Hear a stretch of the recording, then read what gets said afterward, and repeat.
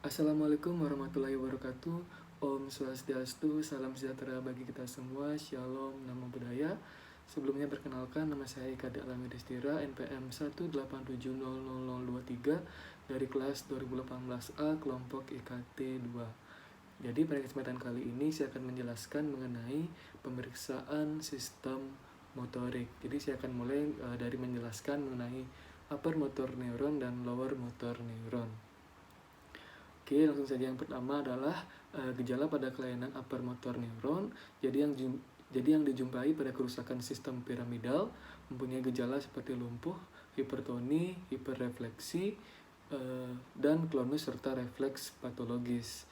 Jadi pada gangguan sistem ekstrapiramidalis itu didapatkan gangguan pada tonus otot, gerakan otot abnormal yang tidak dapat dikendalikan. Selanjutnya adalah gangguan pada kelancaran gerak otot volunteer dan gangguan gerak otot asosiatif. Dan gangguan pada cerebellum itu mengakibatkan gangguan gerak berupa gangguan sikap dan tonus. Selain itu juga terjadi ataksia, demestria, dan tremor intens atau tiga fungsi penting dari cerebellum ialah keseimbangan, pengaturan tonus otot, dan pengelola serta pengordinasi gerakan volunteer. Itu yang pertama. Dan yang kedua adalah gejala pada kelainan lower motor neuron. Jadi lower motor neuron ini mempunyai gejala yaitu lumpuh, atoni, atrofi, dan refleksi. Jadi sindrom lower motor neuron didapatkan pada kerusakan di neuron motorik, neuraksis, neuron motorik, atau misalnya saraf spinal, plexus, saraf perifer. Jadi alat penghubung neuraksis dan otot itu merupakan mioneural junction dan otot. Oke, baik, selanjutnya adalah kelainan sikap dan posisi badan pasien dengan berbagai kelainan saraf. Jadi yang perlu diperhatikan adalah sikap secara keseluruhan dan sikap di tiap bagian tubuh pasien, yaitu bagaimana sikap pasien pada saat berdiri, duduk, berbaring, bergerak, dan berjalan. Jadi jika pasien berdiri, perhatikan sikap dan posisi badannya, baik secara keseluruhan maupun sebagian. Pasien dengan gangguan cerebellum berarti dengan muka membelok ke arah kontralateral terhadap lesi, bahunya pada sisi lesi agak lebih rendah, dan badannya miring ke sisi lesi. Jadi penderita penyakit Parkinson berdiri dengan kepala dan leher dibungkukkan ke depan, lengan dan tungkai berada dalam refleksi. Bila pasien ini berjalan, tampak terlihat seolah-olah hendak jatuh ke depan, gerakan asosiatifnya terganggu, lengan kurang dilenggengkan dan terlihat tremor kasar, terutama di tangan. Pada anak dengan distrofia musculorum progressiva terlihat lordosis yang jelas.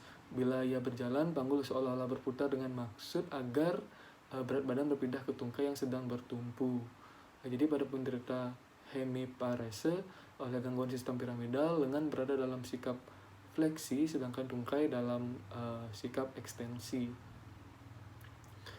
Bila pasien berjalan, tungkai membuat gerakan sirkumdiksi. Pada pasien dengan parapares jenis sentral, cara berjalannya seperti gunting, yaitu tungkai seolah-olah menyilang. Penderita dengan gangguan di cerebellum berjalan dengan kaki mengangkang. Demikian juga dengan penderita gangguan di taber dorsalis. Selain itu, penderita taber dorsalis selalu melihat ke bawah, memperhatikan kaki dan jalannya, sebab kalau tidak ia akan jatuh. Pasien polineuritis berjalan seperti ayam, yaitu tungkai difleksikan tinggi-tinggi pada persendian lutut supaya dapat mengangkat kakinya yang kurang mampu melakukan dorsofleksi. Selanjutnya ada kelainan ukuran pada beberapa bagian tubuh pada penderita kelainan saraf. Jadi perhatikan apakah panjang bagian tubuh sebelah kiri sama dengan yang sebelah kanan dari pasien yang kita periksa. Jadi orang dewasa yang mengalami lumpuh sejak masa kanak-kanak, ukuran ekstremitas yang lumpuh lebih pendek daripada yang sehat. Kemudian diperhatikan besar kontur otot, apakah atrofi atau hipertrofi. Perhatikan juga kontur otot, pada atrofi besar otot berkurang dan bentuknya berubah. Kelumpuhan jenis perifer disertai oleh hipertrofi atau atrofi.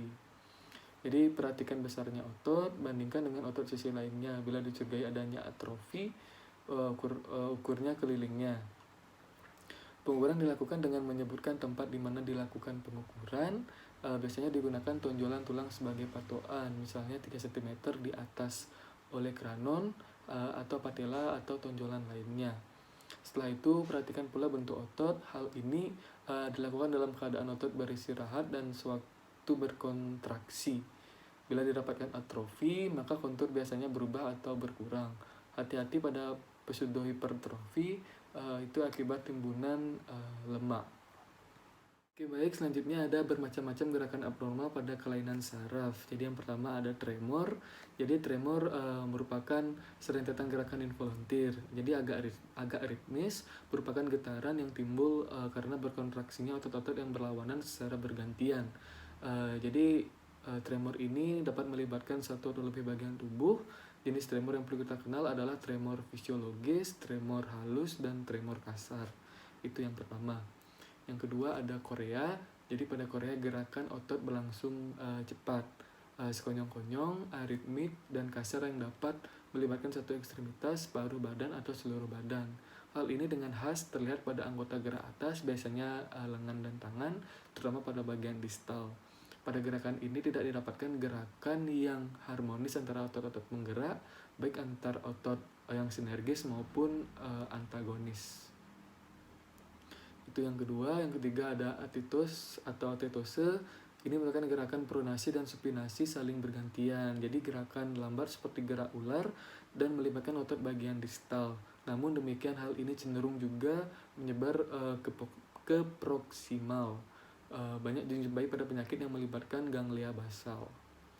Selanjutnya yang keempat ada distonia. Jadi bila didapatkan kerusakan besar pada susunan ekstrapiramidal yang melibatkan beberapa komponen basal ganglia, didapatkan gejala kompleks. Biasanya distonia dimulai dengan gerakan otot berbentuk atetose pada lengan atau anggota gerak lain.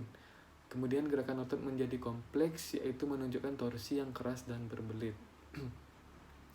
Yang kelima ada balismus. Jadi balismus ini merupakan gerakan otot yang datang sekonyong-konyong, kasar dan cepat, dan terutama mengenai otot-otot skeletal yang letaknya proksimal.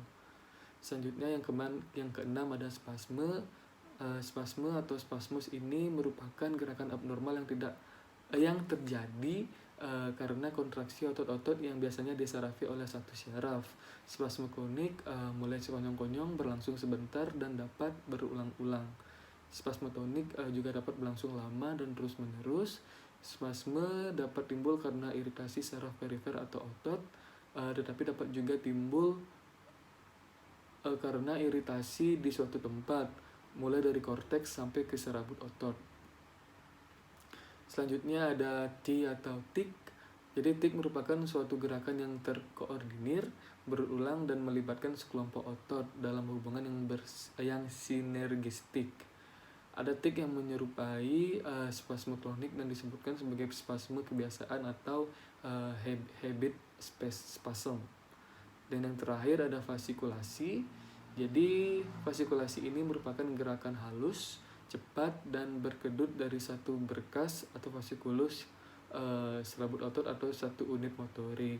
Jadi satu unit motorik ini satu sel neuron motorik, aksonnya, serta semua serabut otot yang disarafinya. Jadi gerak fasikulasi biasanya tidak menyebabkan gerakan pada persendian, kecuali bila fasikulasi terjadi di jari-jari.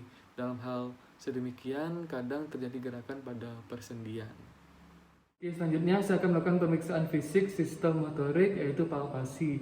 Jadi di sini yang kita akan lakukan adalah pemeriksa meminta pasien untuk tidur terlentang dan mengistirahatkan ototnya. Lalu pemeriksa melakukan palpasi pada otot pasien untuk menilai apakah untuk menilai konsistensi serta menilai apakah adanya nyeri tekan pada otot pasien ini. Kemudian palpasi juga bisa untuk menilai tonus otot, yaitu untuk menilai apakah adanya hipotoni. Jadi baik, kita langsung saja untuk memeriksa pasien yang sudah dalam posisi tertidur terlentang ini. Oke, permisi Bapak, mohon izin untuk melakukan palpasi pada otot lengan Bapak. Oke, Bapak apakah merasakan nyeri tekan Bapak? Oh tidak Pak. Oke, baik. Jadi palpasi mengenai sistem pemeriksaan fisik sistem motorik pada pasien ini, karena tidak adanya nyeri rekan dan tidak adanya hipotoni, maka palpasi pada pasien ini dapat dikatakan dalam batas normal. Oke, baik, yang terakhir saya akan melakukan pemeriksaan sistem motorik, yaitu gerakan aktif dan gerakan pasif. Jadi pemeriksaan ini dapat dilakukan dengan cara pemeriksa meminta pasien untuk tidur terlentang. Yang kedua, pemeriksa juga meminta pasien untuk mengistirahatkan ekstremitasnya. Lalu pemeriksa menggerakkan ekstremitas pasien untuk menilai persendian pasien. Selanjutnya kita akan melakukan gerakan ini yang awal dari lambat menjadi cepat, lalu lambat lagi. Nah, pada kesempatan ini kita juga akan menilai tahanan pada ekstremitas atau persendian pasien ini. Bila pada keadaan normal tidak akan ada tahanan yang berarti ketika kita menggerakkannya. Di sini saya akan melakukan dua pemeriksaan, yaitu aktif dan pasif. Yang dimana yang pasif saya sebagai pemeriksa akan menggerakkan ekstremitas pasien.